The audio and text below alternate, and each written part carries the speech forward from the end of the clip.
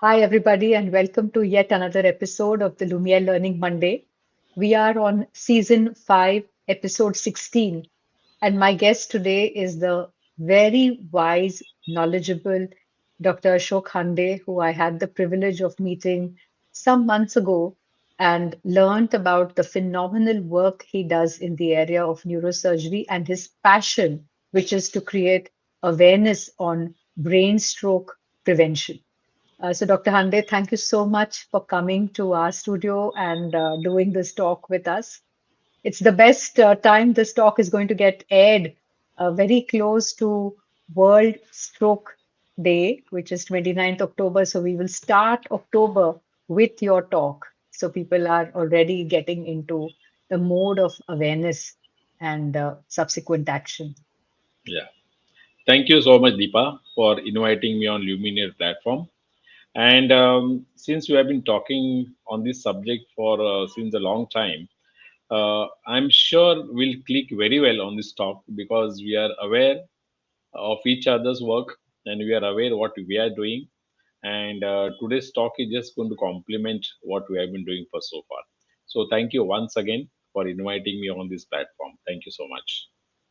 Doctor, you are an accidental doctor and even more an accidental neurosurgeon.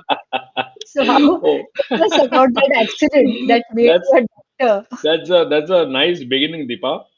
Sometime I want to not tell people about my past, but I opened my mouth once to you. Yeah, yeah, I'm an accidental doctor. In fact, I always wanted to go to the IIT.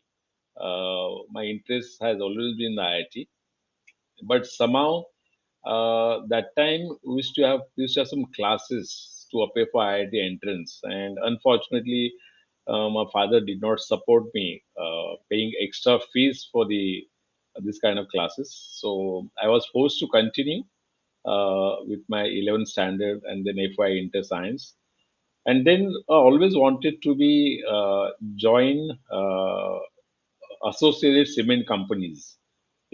After I finished my graduation, only for one reason that I wanted to meet Sunil Gavaskar. He used to represent ACC that time, and my only aim till that time was to meet Sunil Gavaskar because he was my hero, and cricket was our national sports. Yeah. And so when I did my inter science, somebody who was staying next door, he just asked me casually how much percent did I get in the inter science. So I told him percentage. So he said, "Then what do you want to do?" I said, "I want to do the BSc." So are you idiot? Well, I must be an idiot because I said, "Why?" Because then you can easily become a doctor. So when I told my father about this, I can become a doctor. My first reaction, my father always started crying. I said, "Why? Why are you crying?" I didn't understand the meaning of that crying. Neither I understand the meaning of my merit in inter science in Bombay University. So he said, "How am I going to support you financially? Once I refused you the admission to the entrance examination, and now you're telling me to admit you in a medical school is not going to happen." I said. So this friend of mine convinced my dad, let him become a doctor and stuff like that. So not by choice, but because somebody pressed me, I went for the medicine. And then after I took up the medicine, I tested blood. So I wanted to do more and more surgeries. And then I joined general surgery. In general surgery, again, there was an entrance to become a super specialty. And my choice was to become a cardiac surgeon. Mhm. Yeah, but unfortunately, I was first on the merit list even after super specialty list. And somebody said that cardiac surgery don't take it up because the future is quite tough after that. So the only choice remained to me was go for neurosurgery, and here I am today, a neurosurgeon of 36 years of practice, and I don't repent because I realized one thing that I'm dealing with the brain, and I'm dealing with the brain, dealing it nicely and very very mathematically. So today I don't repent at all. That's the Doctor, journey. You didn't even give up on IIT. You went and got admission in IIT and you were Oh, doing surgeries oh, and going to IIT. So yes, tell us. yes, yes, yes, yes. Oh, it happened in 2008, around that time. Um, See, the problem with my brain, I'm like Murari Lal. I told you once.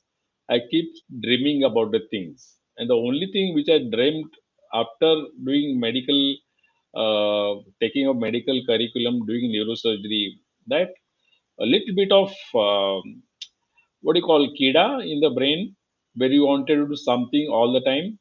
So my specialty since 1990 has been about surgery for the brain stroke. So it requires some special kind of equipment which are not manufactured in India then, so Hmm. they were all imported. So I said, why not manufacture in India? And if you want to manufacture in India, you have to have knowledge of engineering as well as biomedical science, which neither of them I had. So the only way to go get around this problem was to take admission in IIT. So I appeared for IIT entrance examination in 2008, and to do that, I had to uh, take special tuitions for IIT because chemistry and mathematics and physics I had done last was in 1975. But almost after the gap of 33 years, I was studying chemistry and all those physics again, maths again. I took those tuition classes and I appeared for entrance for IIT, and I passed IIT, and I took admission for MTech in biomedical engineering, which I did with lot of efforts for 6 months. After 6 months, my practice started dwindling because I was not seen around. So the question came up earning the bread for the day. Yeah. So I choose for the bread rather than going for the research. So I left IIT after 6 months of my those turbulent days in IIT. And then I continued with the neurosurgery. But that was always there at the back of my mind and is still hanging.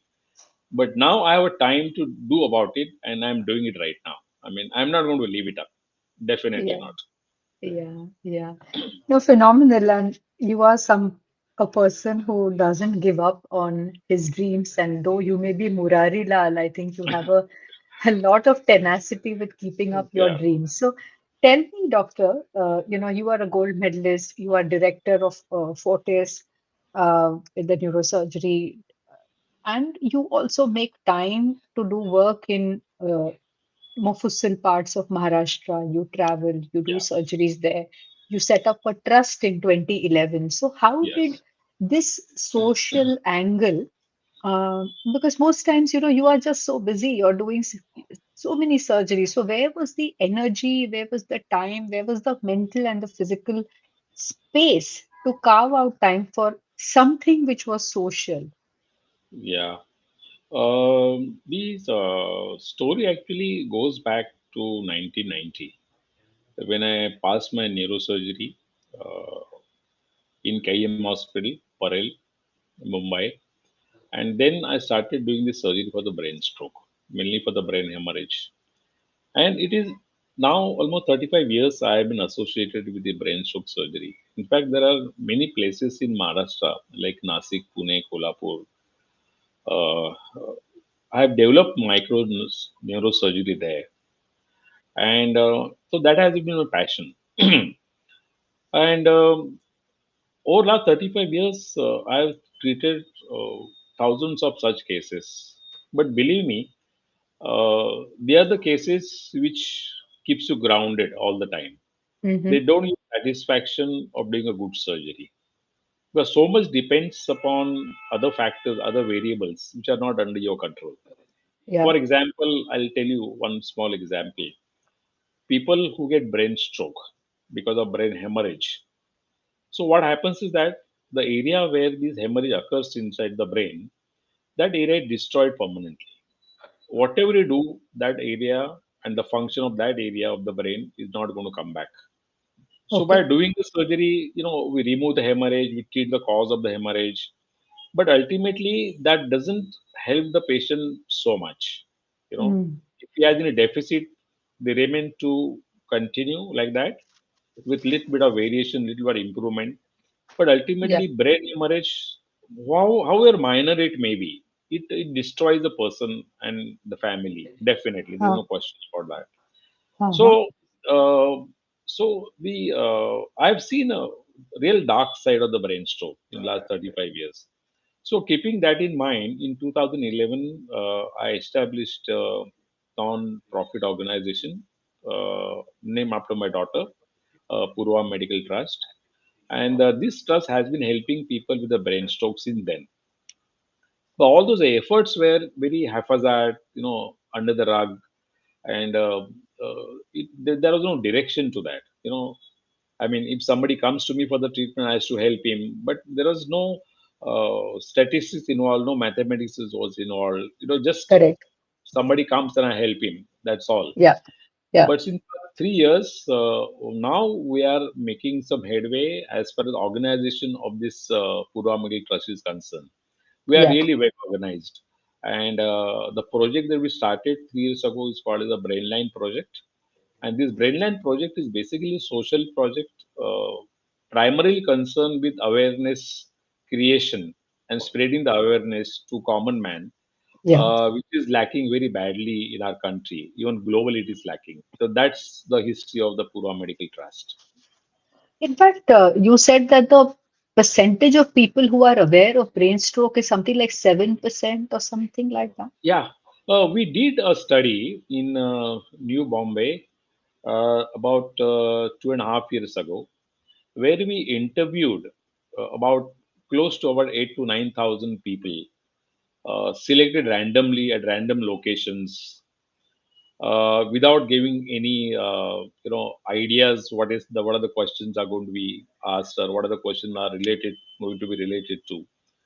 And to our surprise, we found that almost 87 to 89% of population in New Bombay, they do not know what is a brain stroke. They have not heard of the word brain stroke. And those who are aware of the brain stroke, about 11 to 12% people, they did not know what causes brain stroke. Hmm. They don't know what is the ultimate outcome of the brain stroke. They have just heard paralysis, lakwa, something of that kind, but the Correct. awareness almost next to nil, if I tell you Yeah. that. Yeah. Also, sir, one of the things you say is that there is a shift in the age group that is Oh now yes, that yes, you're seeing. So a yes. lot more younger age people getting stroke. So you want to tell us about a little bit Yeah, of, yeah, yeah, sure. what was the typical age when stroke happened? Now what has changed and what's caused it? You must have heard that in last century, 20th century, if somebody gets a heart attack or somebody gets a brain stroke, we should assume that this person must be 60 plus, Yeah. you know, because that was considered to be the disease Yeah. or a fatality coming at that particular age. But in this century, in 21st century, we have seen the pendulum swinging towards the opposite side of, Hmm. as far as age is concerned and sex is concerned, gender is concerned. Okay. The disease once upon a time, which was known to be affecting people over 60 and mainly the male population, that is not seen anymore now. Mhm. In this century, we are seeing more and more younger people. Women are not behind, girls are not behind boys now. Even they are affected almost equally. So this kind of shift of the age and the gender, as far as brain and the heart strokes are concerned, it is really disappointing. Okay. Okay. Okay. And And yeah, urban, rural also, you are seeing some similar situations with like other, yeah, I won't almost say similar. rural, but peri-urban areas. Almost similar. Now, these rural areas are no more rural now. If you go to see, there used to be panchayats and sarpanch. Now they're replaced by nagar palikas and corporations. Purely because not only population exodus, but also because people who are staying in the rural areas, they are helped by the government, private organizations to develop those areas. So I would say instead of calling urban and rural areas, let us call them as a tier one, two, three cities. That is a Okay. better thing to do. because rural areas are not remained rural anymore now.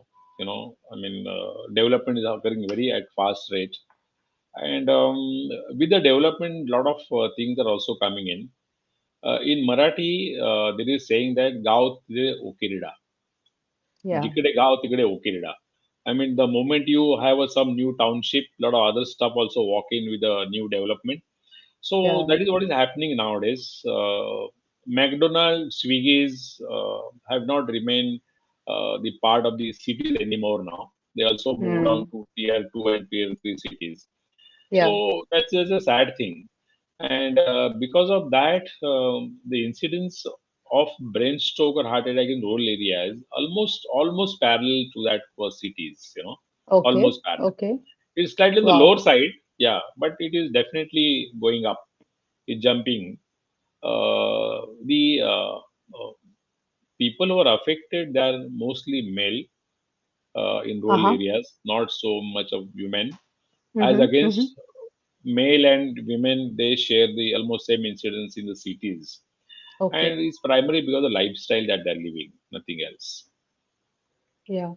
So, these now that we know that lifestyle is a challenge, Yeah. what, what can we do at the individual, familial, community, society level, policy level? So, Yeah. is there some thought you've given on this? What are some of the low-hanging fruit for people to know Yeah. what are there, whether they have at risk? Yes, yes. I mean, that's a what you said about that's the whole gist of starting the Brainline project. Mm, As I told you in the beginning that we have been creating awareness about brain stroke in the society. There are reasons why we are doing this gigantic work. I mean, mm, it's like a drop in the ocean, but we are doing our little bit that we can do for the society. right, Uh, in our country or even globally, health is not a primary concern for anybody. I mean, right. there are more things which take the priority over the health. I call myself an EMI man because the moment I start taking education, I take a loan. Then I get married, so I want to buy a house, I take a loan. Then I want to buy a car, I take a loan. I want to buy a better car, I take a bigger loan. Then I want to buy a better house, I take still keep taking loan. I want to send my child son to the US or to UK for education, I keep taking loan. So I get a feeling that whole life I just earn for the banks, not for myself, just to pay the EMI. So what I'm trying to say that once the children education is over, then their marriage comes. So in this, the priority is never a health. Yeah, Priority is always something else but the health. You know, that is number one. And in health, if you want to talk about brain stroke, that comes very low on the ladder, very very low on the ladder. I may be worried about getting malaria, flu, tuberculosis, but if I haven't heard of brain stroke, I will not bother about that. That is right. number one. Second thing, I firmly believe if you remove the genetic uh, history or family history coming from the parents, majority of people they get the brain stroke or heart attack because of acquired reasons, and the acquired Mm, reason is purely because of lifestyle. The lifestyle is not healthy anymore now, and there is a what do you call that abbreviation we have coined for the risk factors for the brain. So it's called the shadows. Shadows is something which will follow you wherever you go, and the shadows stand for smoking, hypertension, age more than 60. Another A is alcohol abuse. Third A is atrial fibrillation, where heart beats irregularly. Then comes the diabetes. O stands for obesity. S stands for sedentary lifestyle that don't do the proper exercises. Another S stands for the stress, and last stands for sleep disorders, which has become a hot topic nowadays. So it is called the shadows. SHAAADOWSSS. That's the shadows. And there's an acronym that Brainline has coined for the first time in the world to tell people. so that they remember, because it's very easy to remember. And it gives about 90% risk factors we are responsible for the heart or the brain stroke, So Wow. we tell people about these shadows all the time, and all these except the family history, they are all acquired pieces. It is in your hand. If you decide Yeah. to control this, you can control anything. Because statistically speaking, 80% brain strokes are preventable. 80%, they Wow. are preventable. You can prevent it. If you prevent the brain stroke, just imagine you yourself are preserved, your job is preserved, your entire family is preserved, your children's education is preserved, everything is preserved. Otherwise, if you get a brain stroke, everything goes down the line. It goes for the toss, and it is not recoverable. Yeah. Yeah. No, phenomenal. And what is your call for action for people who are visiting? How do you, viewing us, watching us now, how can they get uh, part of this movement that you're trying to Yeah. create? Because you're saying that this is probably as acute as, uh, diabetes. It's going to Oh, yeah. become as important and prevalent as Yeah. diabetes, you told me Yeah. some time back. Yeah. This brain stroke hits you like a uh, electricity. It comes from nowhere, like a heart attack. At this second, I might be talking to you normally. Next second I might get into brain stroke or a heart attack. So it comes suddenly without any warnings. But brain is such a wonderful organ. Before the brain stroke actually happens, brain gives a warning signs. And there is another acronym that we have created for the warning signs. It's called the bed fast. You know, I mean, if you don't take precaution quickly or fast enough, you'll be bedridden. That is the another meaning of that. Now, the bed fast stands for one is a loss of balance. E stands for eye problem. D stands for early morning dizziness. See, many times you get up and you want to support something, you feel a little dizzy. So that's the D. F stands for facial weakness, where the face turn little curvy. A stands for arm weakness. S stands for speech problem. T stands for terrible headache. And T is a time. The time is Mm, most important criteria in the brain stroke treatment. yeah. What we call as a golden period. They're Mm, saying that if you get any of these symptoms of bed fast, so you yeah, must remember these two acronyms. One is shadows and second is bed fast.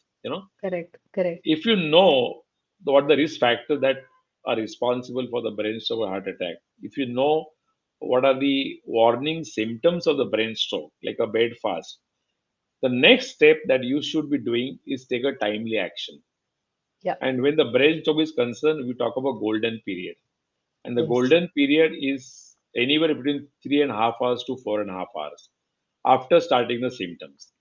Brain line correct. is gone beyond that, you know, because the more you delay taking the treatment, more and more cells keep dying inside the brain. So initially, you may have very, very slight deficit, which might convert to a major deficit if you delay the treatment. So Correct. we don't believe in golden period of 3.5 to 4.5 hours. We believe in a micro golden period, ultra golden period, which of 60 minutes, 1 hour. And in other words, it is also called the door to needle time. Door to needle Correct. time, and if you get the symptom, your treatment should be completed within 60 minutes, and that's the aim of the brain line. So the question Right. you asked me is very, very relevant question. What we are doing in the society is basically we are taking awareness in lectures in various format, like I am talking to you now. And second thing, we are spreading the word around. What are risk factors? What are the warning signs of brain? And what do you mean by door to needle time or ultra golden short, ultra golden period? You know. Right. So I hope people understand this. Yeah, yeah. And I'm sure those of us who are watching will go and also look at the podcast. So Dr. Hande Yes. has Yes. very interesting short clips where he gives phenomenal amount of information, talks to experts, so that we can, as a community, get this awareness, and it is not post, but a pre. before the event can occur to us or to our loved ones. Dr. Hande, I think that was extremely useful talking to you. And on 29th of October is World Stroke Day. So is this like a global movement where lots of experts like yourself are doing Yes, yeah, communication? yeah. All over the world, people actually they do a lot of activities regarding brain stroke. It's basically creating more and more awareness programs on this particular day. They might call some celebrities, because celebrities have a voice in the society.